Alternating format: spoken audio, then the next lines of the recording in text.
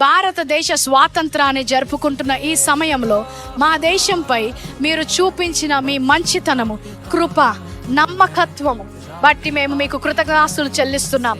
మా స్వాతంత్ర సమరయోధులు చేసిన ప్రతి త్యాగానికి మేము కృతజ్ఞతలమై ఉన్నాము.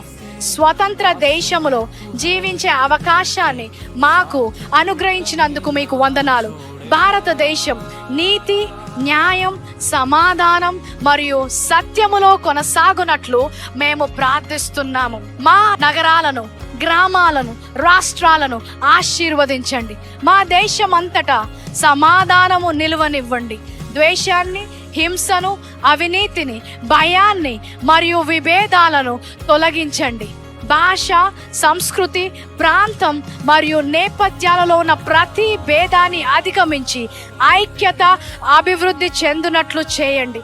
మా ప్రధానమంత్రి, మా కేంద్ర ప్రభుత్వ నాయకులు, రాష్ట్ర నాయకులు, అధికారులు, న్యాయమూర్తులు, పోలీస్ సిబ్బంది, సాయుధ దళాలు మరియు అధికారంలో ఉన్న ప్రతి ఒక్కరి కోసము మేము ప్రార్థిస్తున్నాము. వారికి జ్ఞానాన్ని, నిజాయితీని, ధైర్యాన్ని మరియు భారత ప్రజలకు సేవ చేయాలనే హృదయాన్ని అనుగ్రహించండి. మా రైతులు, కార్మికులు, ఉపాధ్యాయులు, వైద్యులు, వ్యాపారవేత్తలు, విద్యార్థులు, శాస్త్రవేత్తలు మరియు యువత కోసం మేము ప్రార్థిస్తున్నాం. వారి చేతుల పనిని ఆశీర్వదించండి. బలమైన మరియు మెరుగైన దేశాన్ని నిర్మించడానికి వారికి మంచి అవకాశాలను కల్పించండి. తండ్రి, భారతదేశం కేవలం ఆర్థికంగా మాత్రమే కాకుండా నీతి, దయ, నిజాయితీ మరియు సత్యములో కూడా అభివృద్ధి చెందినట్లు చేయండి. ప్రభువా, మీ వాక్యము సెలవిస్తుంది, నీతి ఒక జనమును గణపరచును. కాబట్టి భారతదేశాన్ని నీతి గణపరచునట్లు చేయండి. మా రాబోయే తరాల కోసం మేము ప్రార్థిస్తున్నాం. మా పిల్లలు జ్ఞానముతో, మంచి స్వభావముతో, ధైర్యముతో మరియు సేవ చేయాలనే హృదయముతో ఎదుగునట్లు చేయండి. అధికారం, పదవి లేదా ప్రజాదరణ కోసం సత్యాన్ని రాజీ చేయని నాయకులను లేవనెత్తండి.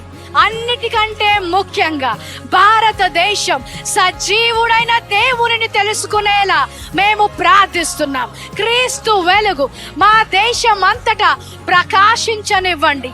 కుటుంబాలు బలపడినట్లు, జీవితాలు మార్పు చెందినట్లు మరియు తరములో నిరీక్షణ కలుగునట్లు చేయండి.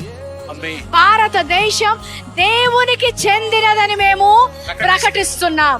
సమాధానము పరిపాలించును గాక, నీతి పైకి లేచును గాక, ఐక్యత నిలిచియుండును గాక, న్యాయం ప్రవహించును గాక, మన దేశం అభివృద్ధి చెందును గాక.